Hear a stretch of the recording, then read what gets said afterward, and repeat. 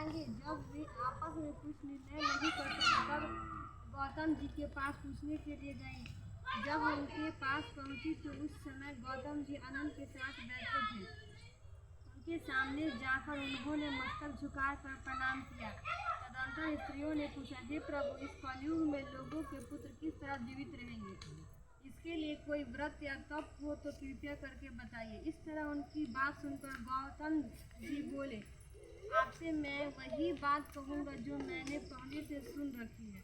गौतम जी ने कहा, जब महाभारत युद्ध का अंत हो गया और द्रौपदी अश्वत्थामा के द्वारा अपने बेटों को मरा देखकर सब पांडव बड़े दुखी हुए तो पुत्र के शोक में व्याकुल होकर द्रौपदी अपनी सखियों के साथ ब्राह्मण श्रेष्ठ धौम्य के पास गई और उसने धौम्य से कहा, हे विपिंद्र, कौन सा उपाय करने से बच्चे दीर्घायु हो सकते हैं? कृपया करके ठीक ठीक कहिए। धौम्य बोले, सतयुग में सत्य वचन बोलने वाला, सत्याचरण करने वाला समदर्शी जिमुतवाहन नामक एक राजा था। एक बार वह अपनी स्त्री के साथ अपने ससुराल गया और वहीं रहने लगा।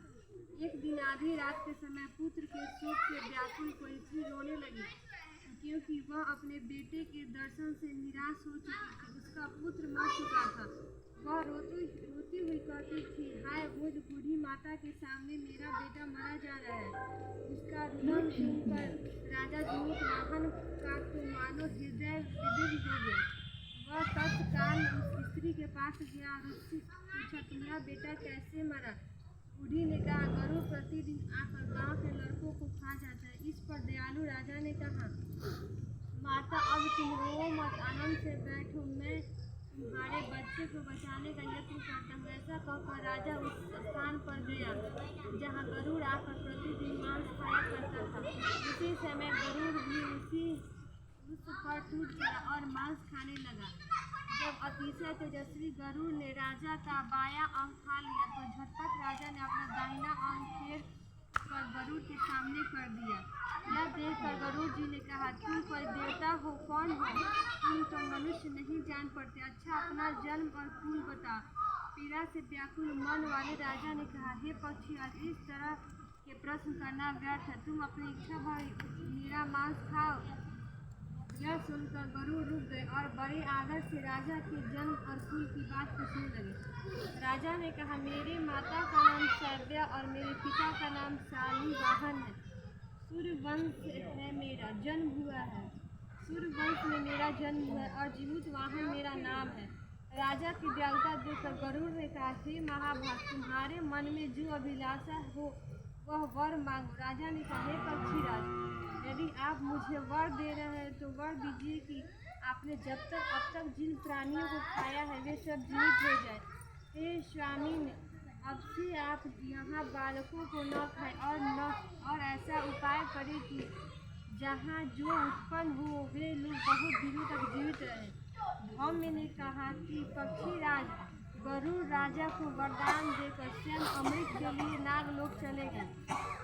वहाँ से अमृत लाकर उन्होंने उन मरे मनुष्यों की हड्डियों पर बरसाया। ऐसा करने से सब लोग जीवित हो गए जिनको कि पहले गरुड़ ने खाया था। राजा के त्याग और गरुड़ की कृपा से वहाँ लोगों को बहुत कष्ट दूर हो गया। उस समय राजा के शरीर की शोभा दूनी हो गई थी। राजा की दयालुता देखकर गरुड़ ने फिर कहा, मैं संसार के कल्याणार्थ एक और वरदान दूंगा। आज आश्विन महीना के कृष्ण पक्ष सप्तमी तिथि से रहित शुभ अष्टमी तिथि है। आज ही तुमने यहाँ की प्रजा को जीवन दान दिया है। हे वत्स, अब से यह दिन ब्रह्म भाव हो गया है, जो मूर्ति भेद से विविध नामों से विख्यात है। वही त्रिलोक से पूजित दुर्गा अमृत प्राप्त करने के अर्थ में जीवित पुत्रिका कहलाई। अतः इस तिथि को जो स्त्रियाँ उस जीवित पुत्रिका की और उसकी आकृति बनाकर तुम्हारी पूजा करेंगी तो दिनों दिन उनका सौभाग्य बढ़ेगा और वंश की बढ़ोतरी होती रहेगी। हे महाभाग, इस विषय में विचार करने की भी आवश्यकता नहीं। हे राजन, सप्तमी से रहित और उद्या तिथि की अष्टमी को व्रत करें, यानी सप्तमी विधि अष्टमी जिस दिन हो उस दिन व्रत न कर शुद्ध अष्टमी को व्रत करें और नवमी में पालन करें। यदि इस पर ध्यान न दिया गया तो फल नष्ट हो ही जाएगा और सौभाग्य तो अवश्य नष्ट हो जाएगा। जिमुतवाहन को इस तरह का वरदान देकर गरुड़ वैकुंठ धाम को चलेगा और राजा भी अपनी पत्नी के साथ अपने नगर को वापस चले गए। गाँव में द्रौपदी से कहते, हे देवी, मैंने अतिशय दुर्लभ व्रत को तुम्हें बताया। इस व्रत को करने से बच्चे दीर्घायु होते हैं। हे देवी, तुम भी पूर्वोक्त विधि से यह व्रत और दुर्गा जी का पूजन करो तो तुम्हें अभिलाषित फल प्राप्त होगा। मुनि राजधर्म की बात सुनकर द्रौपदी के हृदय में एक प्रकार का कौतूहल उत्पन्न हुआ और तुरंत वासिनी स्त्रियों को बुलाकर उसके साथ यह उत्तम व्रत किया। गौतम ने कहा, यह व्रत और इसके प्रभाव को किसी एक चीज में से लिया और अपनी सखी सियारिन को बतलाया। उसके बाद पीपल वृक्ष की शाखा पर बैठकर उस चिन्ह में और उस वृक्ष की खोद पर मैं बैठकर सियारिन ने भी व्रत किया।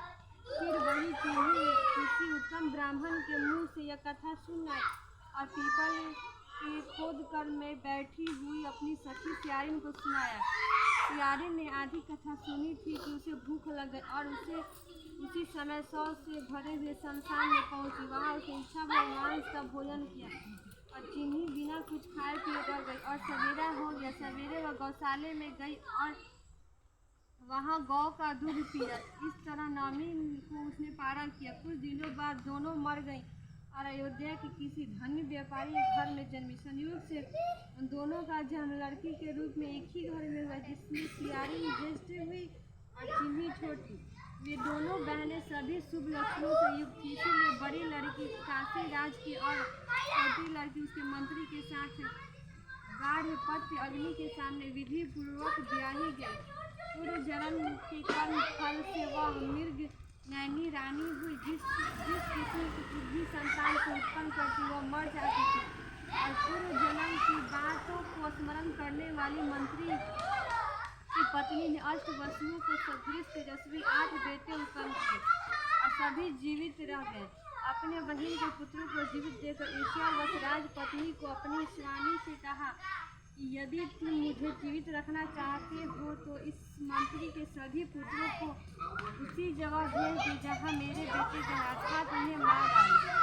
यह सुनकर राजा ने उस मंत्री के पुत्रों को मारने के लिए कई प्रकार के उपयोग किए पर मंत्री पत्नी ने जीवित पुत्रिका के पुण्य बल से बचा लिया। एक दिन राजा ने अपने आदमियों को उन पुत्रों के सिर कटवा कर पिटारी में रखवाया और वह पिटारी उनकी माता मंत्री पत्नी के पास भेज दिया, किंतु वे 8 सिर कीमती जवाहरात हो गए और भले चंगे वे 8 लड़के अपनी माता के पास वापस चले गए। उनको जीवित देखकर राजपत्नी को बड़ा विस्मय हुआ। अंत में वह मंत्री की पत्नी के पास आई और उसने पूछा, बहन, तुमने कौन सा ऐसा पुण्य किया है जिससे बार बार मारे जाने पर भी तुम्हारे बेटे नहीं मरते? इस मंत्री की पत्नी ने कहा, पूर्व जन्म में मैं चिन्ह और तुम सियारिन थे, दोनों ने व्रत किया। तुमने व्रत के नियमों को भली भांति पालन नहीं किया और मैंने किया था। इसी दोष से बहन तुम्हारे बेटे नहीं जीते हैं। हे राजरानी, अभी तुम जीव पुत्रिका व्रत को निष्ठा पूर्वक करो और तुम्हारे बेटे दीर्घायु होंगे। मैं तुमसे सच सच कह रही हूँ।